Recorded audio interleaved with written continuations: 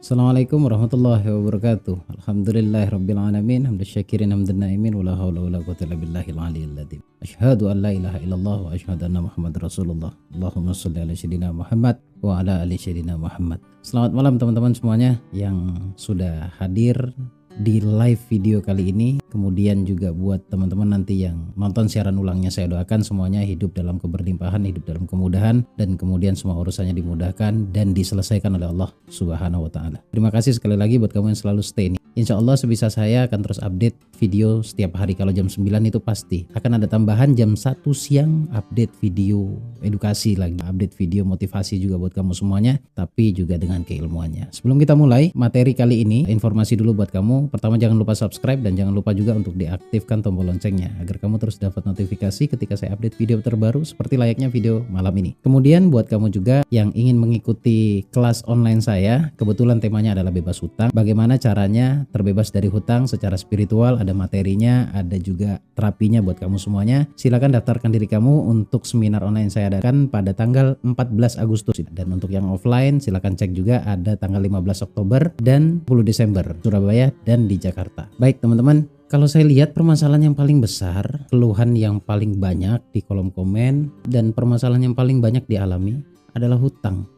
Sebenarnya banyak sih video membahas tentang bagaimana cara menyelesaikan hutang secara spiritual di video saya ya. Tapi mungkin ada beberapa teman-teman yang malas scroll ya. Saya coba untuk kupas lagi dengan warna yang berbeda di video kali ini. Ngomongin hutang itu kayaknya nggak ada habis-habisnya. Apa benar mungkin prediksi saya masalah terbesar di Indonesia adalah hutang ya? Coba, seberapa rame sih yang punya hutang? Saya berani mengatakan ini, saya berani memberikan ilmunya ke kamu karena saya pernah melaluinya dan alhamdulillah sudah zero dalam hutang. Alhamdulillah. Ada beberapa kiat-kiat yang memang harus dilakukan ya. Dilakukan itu bisa mengubah perilaku, mengubah mindset, kemudian mengubah ucapan-ucapan yang sering kita ucapkan. Dan pastinya yang negatif diganti pada yang positif. Artinya negatif diganti ke positif. Kiat yang pertama, ayo sadari ya teman-teman ya, bahwa hidup ini pengaruh yang paling besar adalah dari kata-kata kita ya. Kalau kata hutang itu sering kita ucapkan, atau kenapa seakan-akan kita manggil hutang. Saya mau bicara dari hati ke hati deh. Apa benar ya yang saya ucapkan ini? Semakin sering kita nyebutin kata hutang, tak kenapa hutang itu semakin datang. Kayaknya iya deh, kayaknya ya.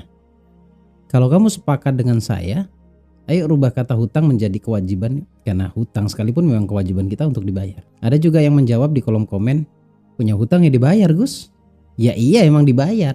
Pertanyaannya bagaimana cara membayarnya? Dibayar pakai uang dong Gus. Ya iya, punya uang apa enggak? Kalau nggak punya uang kan sekarang kita mikir bagaimana caranya bisa punya uang. Apakah dengan ilmu ini bisa punya uang? Sebenarnya bukan dengan ilmu ini terus punya uang, tetapi dengan ilmu ini merubah mindset, kemudian mengubah pola hidup. Kalau pola hidupnya berubah, mindsetnya berubah, kemungkinan besar uang datang. Tapi pun uang datang, jangan langsung berasumsi mistis. Nggak ada praktik mistis di sini. Di channel YouTube saya nggak ada. Semuanya bicara spiritualitas, kekuatan jiwa. Kekuatan jiwa itu yang sifatnya dengan rasa. Itu dulu ya. Jadi cara pertama adalah, atau kiat-kiat yang harus Anda lakukan, yang kamu lakukan, yang pertama adalah merubah kata hutang dengan kewajiban. Baik, dari sekarang kita ubah kata hutang itu menjadi kewajiban. Langkah yang kedua, bagaimana agar caranya kewajiban bisa terselesaikan ya, terselesaikan. Yang jelas yang menyelesaikan Allah, bukan kita. Karena rezeki itu datangnya dari Allah. Selain mengubah kata-kata, merubah habit juga dengan cara mengakui dan menyadari bahwa kita itu sedang melakukan sesuatu yang dilarang oleh Allah. Saya pikir kalau dilarang itu sudah pasti riba ya. Kalau hutangnya nggak masalah. Hutang itu diperbolehkan, yang tidak boleh adalah ribanya. Yang tidak boleh sekali lagi adalah ribanya. Riba itu gini deh, garis besarnya riba itu adalah atau hutang yang pada akhirnya akan ada yang tersakiti salah satunya. Ada yang merasa dirugikan salah satunya. Kemudian selain daripada itu juga disebut riba karena ada unsur lebih dari angka yang dipinjam. Di luar kesepakatan ataupun di dalam kesepakatan, tapi endingnya akan ada yang merasa tersakiti. Itu ribanya, itu dimusuhi Allah. Nah, sadar enggak kalau kita sedang mengambil keputusan sesuatu yang dimusuhi oleh Allah, yang tidak diridhoi oleh Allah? Kalau sadar, buruan banyakin istighfar untuk minta ampun ke Allah. Dengan cara pertama, tidak hanya istighfar, yang pasti berjanji kepada Allah untuk tidak mengulanginya lagi. Karena kalau kita mengulanginya lagi, masalah lagi tuh. Setelah kamu berjanji untuk tidak mengulanginya lagi, minta ampun ke Allah. Dan sekarang berjanjilah, coba berjanji bernadar. Nadar itu kan sebenarnya setelah hajat kita terkabulkan. Jadi nggak susah sebenarnya bernadar. Yang susah adalah menepati nadarnya, kan begitu ya. Bernadar coba barangkali memancing keajaiban dari Allah.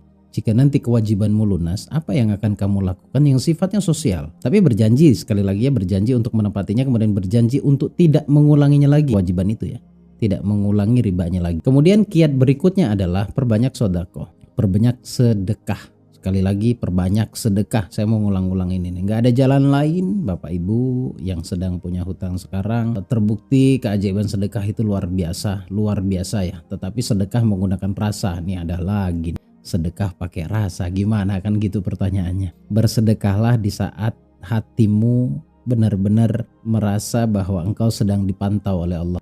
Bersedekahlah dengan cara-cara yang jujur. Yang saya maksud dengan cara-cara yang jujur adalah ketika bersedekah bermunajatlah ke Allah. Bermunajatlah ke Allah dan selipkan juga nadar. Saya akan berikan contoh ke kamu begini. Semisal kamu bersedekah kepada siapapun, pada panti asuhan, kepada orang tua, kepada guru, kepada anak yatim, intinya kepada mereka yang memang pantas dan wajib kamu sedekahi. Kamu bersedekah, setelah bersedekah, diamlah sejenak di sana. Setelah mereka menerima sedekahmu, lihat baik-baik ekspresinya. Pastikan kamu bersedekah kepada mereka yang bersyukur, senang ketika kamu sedekahi. Lalu sadari, ternyata dalam sedekah itu yang sulit itu ketika kamu ingin mengeluarkan. Jadi saat sebelum mengeluarkan itu memang berat sedekah. Saya memaklumi, itu bukan pelit. Memang itu apa? Hasutan setan, hasutan sisi egonya kita bahwa nggak perlulah bersedekah, belum tentu juga dibalas. Kan itu kan begitu yang ada di dalam hati kita saat kita mau mulai bersedekah. Tapi percayalah dan sadarilah ketika kita sudah sedekah, sesudahnya ya, ada kelegaan di dalam hati, ada plong di dalam hati. Bahwasanya ternyata yang sulit adalah saat ingin mengeluarkan, tetapi ketika sudah mengeluarkan itu plong hati. Dan ini nih sisi ajaibnya. Ini saya bicara pengalaman saya pribadi dan pengalaman banyak orang yang sudah saya berikan edukasi ini. Jadi ketika setelah bersedekah, itu terdiam sejenak, diamlah sejenak, lalu bermunajat, bicara sama Allah. Bicara sama Allah, ya Allah, saya sudah bersedekah, saya sudah melakukan apa yang sudah menjadi perintahmu, yaitu berbagi. Kabulkan hajatku ya Allah, terimalah amal baikku dan kabulkan hajatku. Dan Engkau jadikan sedekah ini sebab Engkau kabulkan hajatku. Engkau maha kehendak ya Allah, ridhoi aku ya Allah. Memohon ke Allah benar-benar, kan Anda benar-benar sedang ingin solusi sama Allah. Seberapapun yang kamu sedekahkan, bermunajatlah pakai hati, pakai rasa. Pakai rasa kalau berdoa itu. Sekali lagi pakai rasa ya, pakai hati. Jadi biasanya tipe-tipe orang yang pakai hati itu plong hatinya, kemudian ada juga efek dari menggunakan rasa itu pada akhirnya menangis. Ketika kamu menangis saat coba dengan kalimat-kalimat yang saya berikan ke kamu, ya Allah, terimalah amal baikku dan jadikan amal solehku ini atau sedekah ini Kau jadikan sebab Kau kabulkan doaku ya Allah. Sangat butuh pertolonganmu ya Allah. Tolong hamba ya Allah. Tolong hamba ya Allah. Mengemis gitulah. Sekarang buka kesadaran kamu ya. Buka kesadaran kamu. Memberi atau berbagi itu adalah salah satu sifat Allah. Allah itu tidak meminta, tapi Allah itu memberi. Tuhan itu memberi kepada kita. Kalau kita memberi, kita sudah apa? Sudah mencontoh sifat Tuhan, dan itu mulia. Dan itu mulia. Tapi memberi juga, maha pemberi, itu kan sifatnya Allah. Kalau kita sebagai manusia mampu menjadi pemberi juga, maka kita sesungguhnya sudah melakukan apa yang sudah diperintahkan oleh Allah. Dan kemudian kamu gak perlu pikirin bagaimana Allah menyelesaikan masalahmu. Tidak perlu kamu pikirkan. Kenapa? Begini, kita ini gak usah mikirin bagaimana caranya menerima, tapi kita pikirkan bagaimana bisa memberi. Artinya tugas kita adalah berbagi. Nanti biarkan Allah dengan caranya membalas kita. Dan balasan itu pasti apa? Pasti solusi buat kamu. Buat siapa? Buat kamu yang sedang punya masalah hari ini. Lebih-lebih tentang hutang. Karena kebetulan konten ini atau video ini membahas tentang hutang atau kewajiban. Teman-teman, saya tahu penatnya punya hutang. Tapi sadari ya, bahwa hutang itu adalah pilihanmu. Atau kewajiban itu pilihanmu. Kamu yang memutuskan mengambil kewajiban itu. Lalu sadari, gak perlu marah, gak perlu menyalahkan, apalagi sampai melaknat ya, melaknat bank, melaknat orang lain yang sudah pernah meminjamkan itu kepada kita. Adil dalam bersikap, adil dalam berpikir, adil dalam menentukan. Terima saja karena itu sudah menjadi keputusanmu. Artinya legowo saja dan siap hadapi apapun yang menjadi resiko dalam hal kewajiban atau hutang itu sendiri. Ketika kamu siap, lalu timbulkan dalam hati, mulailah untuk melibatkan Allah dalam setiap perkara, dalam setiap perjalananmu. Jangan putuskan sendiri kalau tanpa melibatkan Allah. Dalam artian apa-apa itu libatkan Allah. Apa-apa itu ucapkan bismillah. Dan lalu tambahan dari saya, perbanyak salawat. Perbanyak saja salawat. Dan salawatnya menggunakan rasa. Setiap kali membaca salawat berdoa, setiap kali membaca salawat ikhlas, setiap kali membaca salawat niatkan ingin ketenangan dalam hati. Biasanya double-double Allah berikan tuh. Selain Allah berikan ketenangan, kemudian juga pasti Allah berikan solusi. Karena memang yang menyelesaikan masalah kita itu bukan kita tapi Allah. Begitu teman-teman ya. Saya ini dalam bentuk bentuk kepedulian saya buat teman-teman semuanya yang ngerasa punya hutang hari ini, yang ngerasa punya kewajiban hari ini. Semoga Allah lunaskan semua kewajiban kamu. Kenapa saya bahas ini berulang dengan cara yang berbeda-beda? Karena tipe orang atau sugestivitas seseorang itu berbeda-beda. Pertama, jangan lupa untuk bersyukur dulu. Syukuri dulu apa yang kamu miliki saat ini. Ya, kadang-kadang Allah berikan solusi itu tidak bim salabim. Artinya tidak seketika hari ini kita berdoa lalu besok Allah jawab. Walaupun itu ada, itu bicara keajaiban dan saya tidak menolak keajaiban, tapi saya bicara dalam konteks yang umum. Terakhir dari saya, sebelum menerapkan ilmu, sadarlah dulu bahwa solusi itu didatangkan oleh Allah dan kesalahan itu datangnya dari kita.